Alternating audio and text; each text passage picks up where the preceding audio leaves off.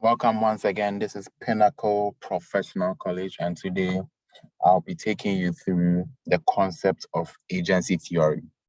We touched on agency theory briefly in our previous lecture, but in one of our lectures, but today let's talk about it extensively because it's really crucial to understanding agency theory if you are going to understand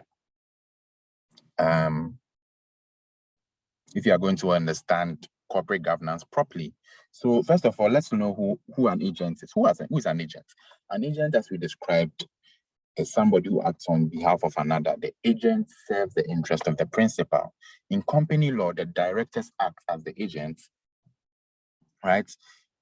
The board of directors, individual directors have the authority to bind the company to contractual agreements with other parties. So they are acting in the interest of the principal. Since most of the powers to act on behalf of the company are given to the board of directors, the directors and the management of the company have extensive power in deciding what they should do. So directors and management have been given that leverage to be able to decide what the company should do, what their objectives should be, what they should invest in, the performance metrics, etc. Right? So that's very, very crucial. So we need to know, first of all, who is an agent. Now, we cannot understand the relationship between directors and shareholders without understanding what we call fiduciary duty. Now, directors have a fiduciary duty, and I'll explain. As agents of the company, directors have a fiduciary duty to the company.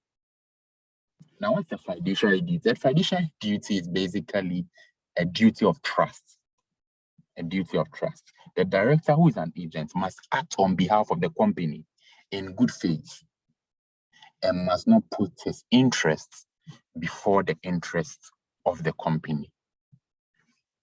They must not put their personal interests before the interest of the company. They must not put their interests, the directors must not put their personal interest before the interest of the company. If a director, therefore, is in breach of this fiduciary duty, he could be held liable in law if the company decides to sue him or her. Now, so when you hear fiduciary duty, it's a fancy word for a duty of trust, acting in good faith. It means acting in good faith, which is very, very important. Acting in good faith. Acting in good faith. Acting in good faith. So there are times where legal action by a company against a director for breach of fiduciary duty will normally be taken by the rest of the board of directors. Right? So there are situations where a director will not necessarily act in good faith or would breach the fiduciary duty that they have. And in such situations, the company can go ahead to take legal action against them. Now, let's delve a little bit into agency law and challenging the actions of directors, right? There are times where directors might take certain actions, and agency law gives that leeway for you to be able to challenge. In practice, even though in practice it's sometimes difficult. So I say here that in practice, it's very difficult for shareholders to use the law to challenge. It's difficult, to be very, very honest and very, very practical. It's difficult to use the law to challenge the decisions and actions of company directors. So in situations where shareholders believe that directors are not acting in the best interest, their ability to do something about the problem is sometimes restricted.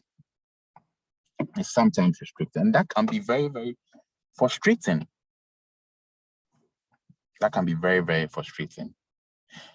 Especially where there are no majority shareholders. It can be very, very frustrating.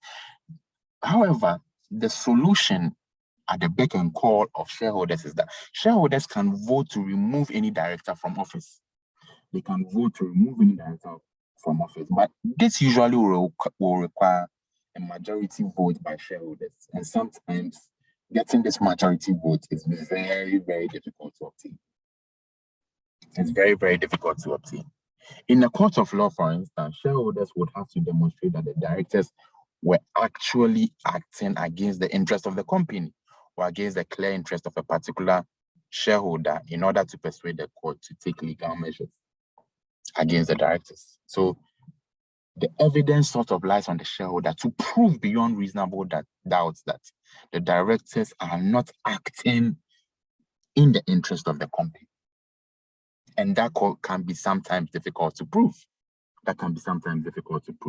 So even though it can challenge the actions of directors, practically, it can be very difficult for shareholders to use the law to challenge the decisions and actions of companies' directors. If shareholders believe that the directors are not acting in the best interest of the company, their ability to do something about the problem is restricted.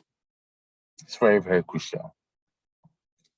Now, let's delve into the concepts in agency theory. Please follow me very carefully because agency theory underpins, or it's crucial when it comes to understanding corporate governance, the agency relationship. Whereas agency laws deal with the legal relationship between a company and its directors, the theory of agency deals with the relationship between the owners and the managers.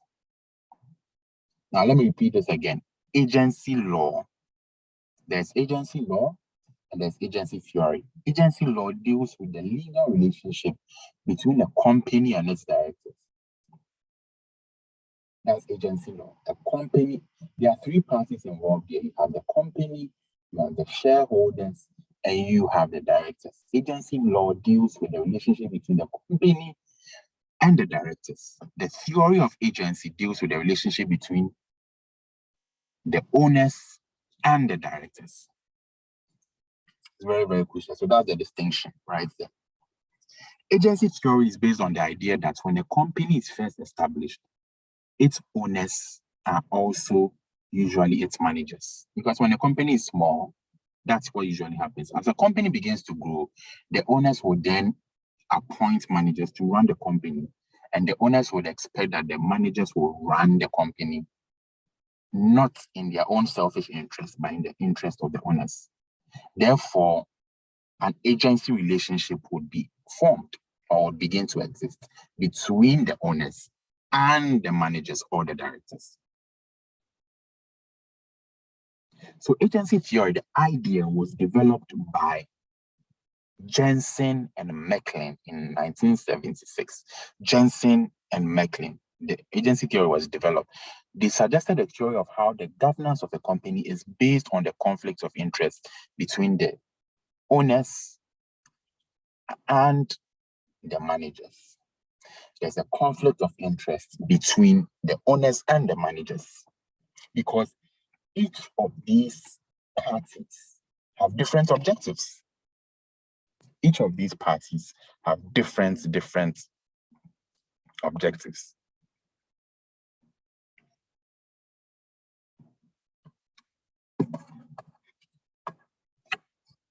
Each of these parties have different objectives, and that's where the clash between objectives and interests comes in, right? So what do the shareholders want? The shareholders want to increase their income and their wealth because they've invested in a company.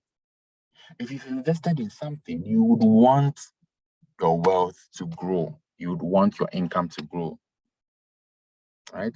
So their interest is with the returns that the company is providing, as well as an increase in the value of the shares, right? But we need to understand that the value of the shares depend on the long-term prospects of the company. So what are shareholders concerned about? They are more concerned about their dividends, as well as the long-term profitability of the company. The long-term profitability of the company. This is very important to understand because if a company is sustainable and profitable in the long term, it means that shareholders will keep on making more and more money. The managers, however, are employed to run the company on behalf of the shareholders, right? However, if the managers do not own shares in the company, they have no direct interest in the future returns of the company. So managers will usually have a contract and they'll earn a salary, right? So their main interest would be around their remuneration package and basically their status as company managers. That's it. They are interested in the short term, making money in the short term, and whatever affects their remuneration package, they're happy about it. But shareholders are interested in the long-term profitability because that's how they can make money over and over again, right? So shareholders have their interest, managers have their interest, as well as providers of debt. Providers of debt. The providers of debt or lenders also have an interest because they want to see that the company has sound financial management principles that they are governed by, so that the company will be able to pay their debt in full and on time. They'll be able to pay their debt in full and on time. Very, very important. Very, very important.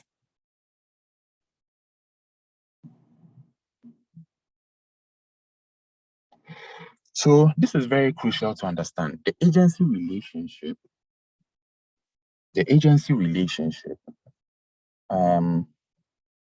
exists between the owners as well as the managers. Principal, the managers or the directors are the agents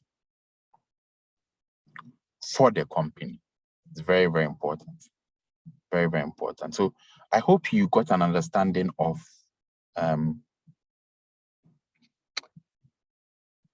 the whole agency theory. I hope you got an understanding of the whole agency theory. So it's a simple concept, but if you might have to, watch this video a couple of times, but it's quite simple.